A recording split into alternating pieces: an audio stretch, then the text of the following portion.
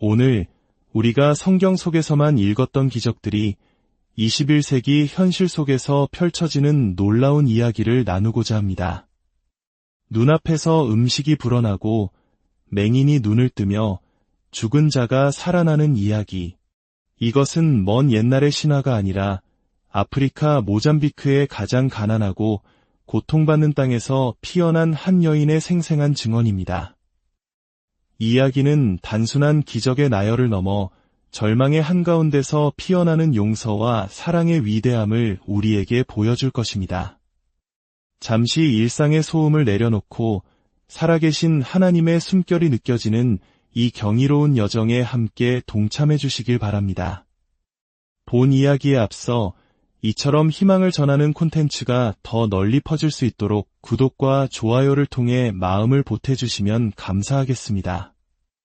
이 빛을 나누는 모든 분들의 삶에 하나님의 크신 은총이 함께하기를 기도합니다. 제 이름은 하이디 베이커입니다. 그리고 저는 제 모든 것을 다해 예수님을 사랑합니다. 제가 16살이던 1976년 5월의 어느 날이었습니다.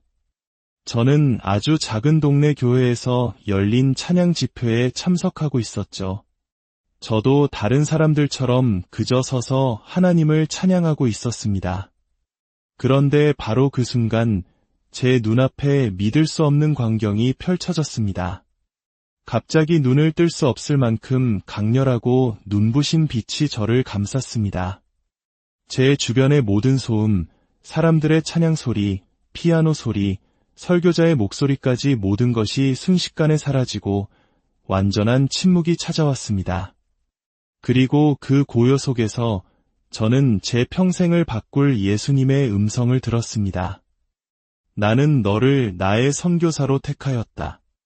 너는 아프리카와 아시아, 그리고 영국으로 가서 나의 말을 전하게 될 것이다.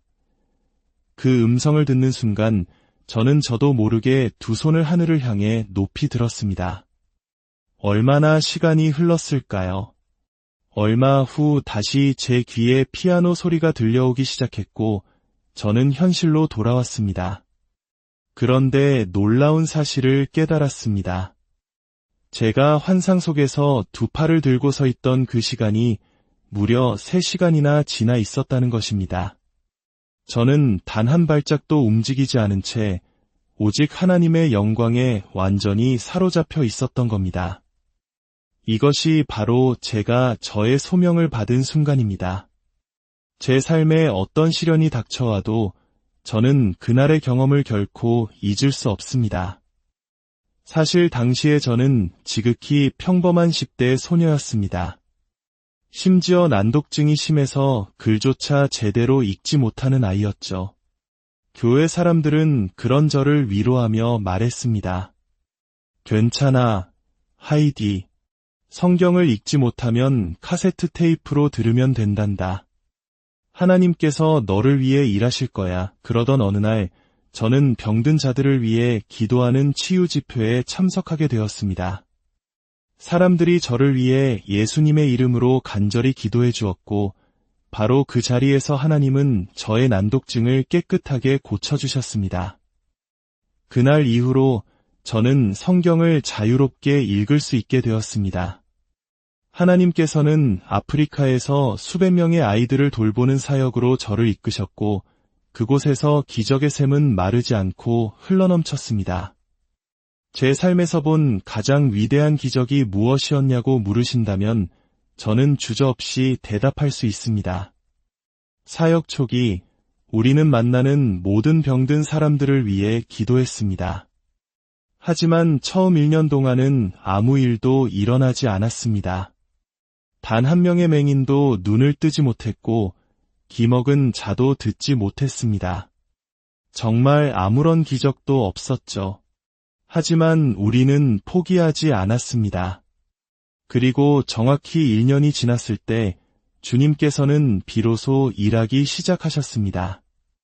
마치 봇물 터지듯 맹인들의 눈이 열리고 기먹은 자들의 귀가 열렸습니다. 예수님께서는 그때부터 정말로 기적과 같은 일들을 행하기 시작하셨습니다. 저는 회색빛으로 죽어있던 눈동자가 순식간에 정상적인 갈색으로 돌아오는 것을 보았고 죽었던 사람이 다시 살아나는 것을 목격했습니다. 완전히 듣지 못하던 사람들이 소리를 듣게 되는 일은 셀 수 없이 많았습니다. 저는 하나님께서 얼마나 놀라운 일을 하실 수 있는지 두 눈으로 똑똑히 보았습니다. 하지만 제가 본 가장 위대한 기적은 육체의 질병이 치유되는 것 너머에 있었습니다. 그것은 바로 박해받고 상처 입은 영혼들이 자신을 고문한 원수들을 용서하는 순간이었습니다. 테러리스트들의 공격으로 가족을 모두 잃고 예수님을 믿는다는 이유 하나만으로 끔찍한 고문을 당했던 사람들이 있었습니다. 그런데 그들이 자신들의 원수를 향해 급진적인 사랑을 베풀기로 선택하는 모습을 보았습니다. 심지어 자신들을 학대했던 이들에게 먹을 것을 나눠주는 모습을 보았을 때 저는 이것이야말로 진정한 기적이라고 생각했습니다.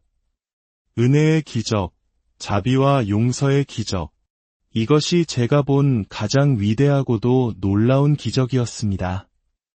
우리가 사역하는 이곳은 테러 공격이 끊이지 않는 매우 위험한 지역입니다. 저 또한 여러 번 죽음의 문턱을 넘나들었습니다. 돌에 맞기도 하고 구타를 당하고 감옥에 갇히기도 했습니다. 물론 그런 경험들이 유쾌할 리 없죠. 최근에도 정말 끔찍한 일이 있었습니다. 알사바브 테러리스트들이 갑자기 저희 마을에 들이닥쳤습니다. 그들은 저를 납치해서 팔아넘길 작정이었습니다. 그날 저는 평소처럼 덤불 아래 땅바닥에 앉아 사람들에게 복음을 전하고 있었습니다. 제가 가장 사랑하는 일이었죠. 그런데 갑자기 모잠비크인 친구 한 명이 제 팔을 거칠게 붙잡으며 외쳤습니다. 마마 하이디, 지금 당장 여기서 떠나야 해요. 동시에 그녀의 남편이 반대편에서 제 다른 팔을 붙잡았습니다. 어서요. 마마. 빨리 피해야 합니다. 그 순간 저와 10년 넘게 동역해온 선교사 형제들이 저를 둘러싸며 인간 방패를 만들었습니다. 테러리스트들의 눈에 제가 띄지 않도록 하기 위함이었죠. 우리는 그렇게 서로를 의지하며 한참을 걸어 장애물들을 넘었고 마침내 무사히 그곳을 빠져나올 수 있었습니다. 하지만 기적은 여기서 끝나지 않았습니다. 며칠 후 우리 선교사 중 한 명이 그 공격을 받았던 마을로 다시 돌아갔습니다. 그녀가 교회 안에 있을 때 붉은 망토를 입은 두 남자가 들어와 이렇게 말했습니다. 하이디에게 전해주시오. 우리가 그녀에게 하려 했던 짓에 대해 용서를 구한다고. 이제 우리는 예수님을 따르기로 했습니다. 그분을 우리의 주님이자 구원자로 받아들입니다. 보십시오. 하나님께서는 이처럼 최악의 상황마저도 가장 선한 것으로 바꾸시는 분입니다. 또 한 번은 이런 일도 있었습니다. 모잠비크의 다른 지역에서 전쟁이 발발했을 때였습니다. 우리 선교사들이 제게 와서 말했습니다. 마마, 팔마와 모심보아 지역으로 가야 합니다. 저는 대답했습니다. 그곳이 얼마나 위험한지 알지 않느냐. 사람들이 죽고 마을이 불타고 있어. 너무 위험하다. 하지만 그들은 끈질기게 간청했고 결국 우리는 그곳으로 가기로 결정했습니다. 남편이 조종하는 작은 경비행기에는 실을 수 있는 만큼 음식을 가득 채웠고 나머지 팀원들은 트럭에 식량과 태양열로 충전되는 오디오 성경을 싣고 출발했습니다. 그들이 한 도로를 건너려 할 때였습니다. 테러리스트들이 길 한가운데에 커다란 나무를 쓰러뜨려 길을 막아 놓았습니다. 보통 이런 상황은 곧 그들이 은신처에서 나와 모든 것을 약탈하고 사람들을 죽이겠다는 신호입니다. 트럭에 탄 형제들은 그 나무를 보자마자 성령 안에서 기도하기 시작했습니다.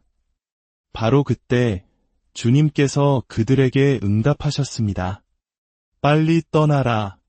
여기서 우회전하고 좌회전, 다시 우회전, 좌회전하라.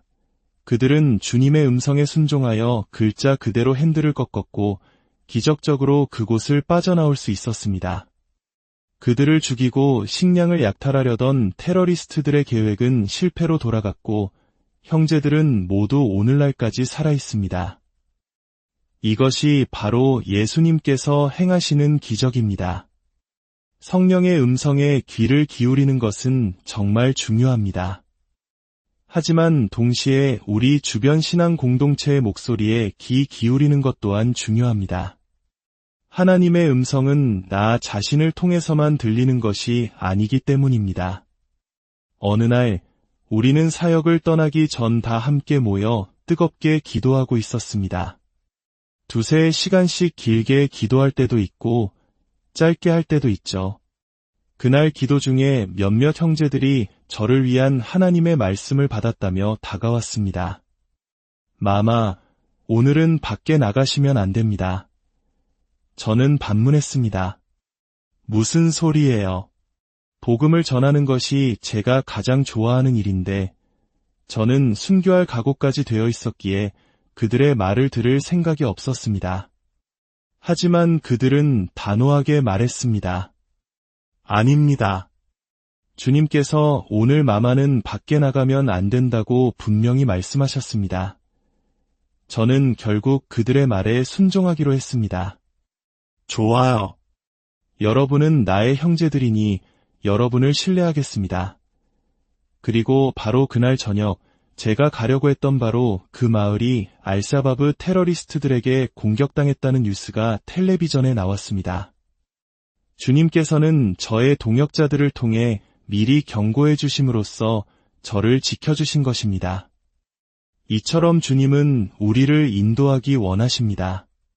때로는 주변 사람들의 입을 통해 말씀하십니다.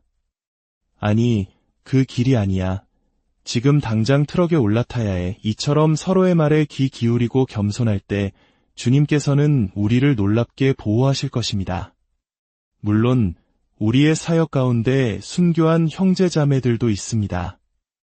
지난 5년 동안에도 여러 명이 그리스도를 위해 자신의 목숨을 바쳤습니다.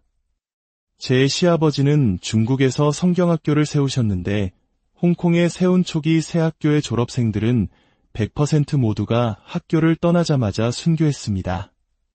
단 한 명의 예외도 없이요. 이곳 북부 모잠비크에서도 우리 교회들은 불에 탔고 목회자들과 성도들이 살해당했습니다. 하지만 살아남은 이들은 이곳 펜바라는 작은 도시로 피신해왔습니다. 그들은 이곳에서 성경학교를 열고 사람들을 가르치며 이렇게 외칩니다. 테러리스트들이 우리의 집을 불태우고 가족의 목을 베고 교회를 파괴할 수는 있습니다. 하지만 그들은 결코 우리 마음에서 예수님을 빼앗아갈 수는 없습니다. 그들의 고백을 들을 때마다 저는 생각합니다. 이들이야말로 진정한 믿음의 영웅들이라고. 저는 매일 그들과 함께 신앙의 길을 걸을 수 있다는 사실에 무한한 영광과 기쁨을 느낍니다. 솔직히 말해 제가 감히 그들 곁에서 함께 주님의 포도원에서 일할 자격이 있는지조차 의심스러울 때가 많습니다. 한 번은 기도 중에 깊은 환상을 보게 되었습니다. 제 눈앞에 수많은 나라와 인종, 언어를 가진 아이들이 거대한 무리를 이루고 있었습니다. 그 모습을 본 저는 소리쳤습니다. 안 돼요, 주님. 저는 너무 지쳤어요. 더 이상은 감당할 수 없습니다. 바로 그때 예수님께서 제 앞에 나타나셨습니다. 그분의 눈을 바라보는 순간 세상의 모든 고통이 사라지는 듯했습니다. 그분의 눈빛은 사랑과 연민으로 가득 차 있었고 저는 더 이상 아무것도 거절할 수 없었습니다. 저의 아니요는 예로 바뀌었습니다. 예수님께서는 창에 찔린 당신의 옆구리에서 거룩한 살 한 점을 떼어 제게 건네주시며 말씀하셨습니다. 이것을 아이들에게 나누어 주어라. 그 살점은 제 손에 닿는 순간 빵으로 변했습니다. 저는 수천 명의 아이들에게 그 빵을 나누어 주기 시작했고 나누어 줄수록 빵은 기적적으로 불어났습니다. 이어서 예수님께서는 우리 마을에서 흔히 볼 수 있는 소박하고 가난한 잔을 들어 당신의 옆구리에 흐르는 물과 피를 받으셨습니다. 그리고 제게 말씀하셨습니다. 이 잔을 마셔라. 이것은 고난의 잔이자 기쁨의 잔이다. 그분은 2번이나 반복해서 말씀하셨습니다. 나는 너희에게 필요한 모든 은혜를 주기 위해 십자가에서 내 생명을 내어주었다. 이 예언적인 환상은 현실 속에서 그대로 이루어졌습니다. 바로 오늘 저는 그 기적을 또다시 목격하고 막 돌아오는 길입니다.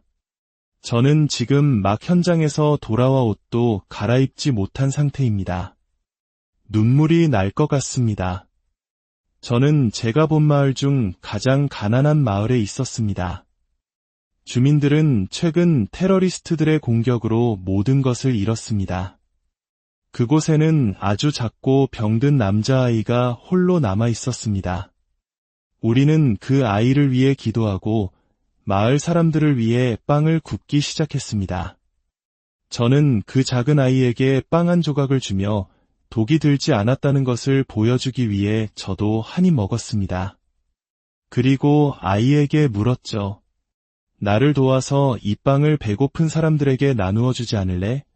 아이는 고개를 끄덕이고는 줄지어 서 있는 사람들에게 빵을 2조각씩 나누어 주기 시작했습니다. 우리가 가진 빵의 양으로는 마을 사람 모두를 먹이는 것이 수학적으로 불가능했습니다. 하지만 설명할 수 없는 일이 일어났습니다. 빵을 나누어 줄수록 주어야 할 빵이 계속해서 생겨났습니다. 마침내 줄의 마지막 사람에게까지 빵을 다 나누어 주었지만 우리 손에는 여전히 빵이 남아 있었습니다. 그때 주님께서 제게 말씀하셨습니다. 너는 지금 요한복음 6장의 오병이어 기적이 내 눈앞에서 이루어지는 것을 보았다. 내가 약속한 대로 나를 믿는 자는 나보다 더 큰 일도 할 것이다. 물론 기적이 항상 일어나는 것은 아닙니다. 오늘은 풍요로운 날이었지만 음식이 부족해서 아이들이 굶주린 채 잠자리에 드는 날도 있습니다. 그것 또한 우리의 고통스러운 현실입니다. 남편은 자신이 가진 모든 것을 나누어 주었음에도 불구하고 계속해서 늘어나는 배고픈 사람들의 줄을 보며 눈물을 흘린 적도 있습니다. 우리는 하나님께서 어떻게 일하실지 항상 알 수는 없습니다. 그것이 우리를 힘들게 할 때도 있습니다. 하지만 우리는 연약하고 부족하지만 오직 예수님만을 의지합니다. 우리가 그분을 의지할 때 그분은 우리의 작은 삶을 들어 사용하시고 그것을 배가시켜 더 많은 사람들에게 선한 영향력을 미치게 하십니다. 그렇게 우리는 모잠비크에서 단 2명으로 시작했지만 이제는 수천 명의 동역자가 함께하고 있습니다. 그리고 이제는 전 세계 38개국, 73개의 센터로 사역이 확장되었습니다. 이것은 한두 사람의 일이 아닙니다. 오직 성령께서 하신 일입니다. 가난한 이들을 섬기는 사역을 통해 우리는 겸손을 배웠고 하나님을 신뢰하는 법을 배웠습니다. 또한 그리스도의 몸된 교회를 신뢰하는 법을 배웠습니다. 이제 이야기를 듣고 계시는 여러분께 말씀드리고 싶습니다. 바로 오늘이 여러분의 마음에 예수님을 모셔 드릴 수 있는 날입니다. 그분을 여러분의 주님이자 구원자로 영접하십시오. 그리고 성령으로 채워주시기를 간구하십시오. 성경에 나오는 베드로를 보십시오. 그는 여종이 두려워 예수님을 3번이나 부인했지만 성령으로 충만해졌을 때 그는 권능을 받았습니다. 어쩌면 여러분 중 일부는 제가 이야기한 기적들이 사실이 아닐 것이라고 의심할지도 모릅니다. 하지만 그렇게 생각하는 대신 지금 이 순간 성령님을 초대해보는 것은 어떨까요? 지금 제가 여러분을 위해 기도하겠습니다. 그저 2 손을 들고 저를 따라 기도하십시오. 성령님, 오셔서 저를 당신의 임재로 가득 채워주소서. 예수님, 제가 주님께 나아갑니다. 저의 모든 죄를 용서하여 주시옵소서. 아바 아버지, 나의 하나님, 제 삶에 들어오셔서 저를 당신의 아들, 당신의 딸로 삼아주소서. 저를 변화시켜 주시고 저의 생각과 삶을 새롭게 하여 주시옵소서. 여러분의 모든 죄에 대해 하나님의 용서를 구하고 그분의 자비를 받아들이십시오. 주님께서는 당신의 자녀들을 돌보시며 우리 각 사람을 돌보십니다. 이제 우리 함께 여러분과 여러분의 자녀들을 위해 기도합시다. 주님께서 여러분을 축복하시고 모든 필요를 채워주시기를 기도합니다. 주님, 우리의 자녀들과 손주들 한 사람 한 사람을 주님의 손에 맡깁니다. 우리는 주님을 신뢰합니다. 우리의 가정을 지켜주시고 우리의 모든 필요를 채워주소서. 당신은 신실하신 하나님이십니다. 말씀에 기록된 바와 같이 나의 하나님이 그리스도 예수 안에서 영광 가운데 그 풍성한 대로 너희 모든 쓸 것을 채우시리라. 굳건한 믿음을 가지십시오. 주님께 여러분의 구체적이고 물질적인 필요를 아뢰십시오. 자녀의 집 문제, 직장 문제, 관계의 어려움 등 무엇이든 괜찮습니다. 지금이 바로 그 시간입니다. 예수님께서 강력하게 일하실 것을 우리는 믿습니다. 사랑하는 여러분, 오늘 이야기는 여기서 마칩니다. 하지만 우리의 여정은 끝나지 않았습니다. 이야기가 여러분의 마음에 작은 울림을 주었다면 희망이 필요한 이들에게 이 메시지를 나누어 주십시오. 여러분이 걷는 모든 길 위에 하나님의 은혜가 가득하기를 축복합니다. 그리고 이것 하나만은 꼭 기억하십시오. 하나님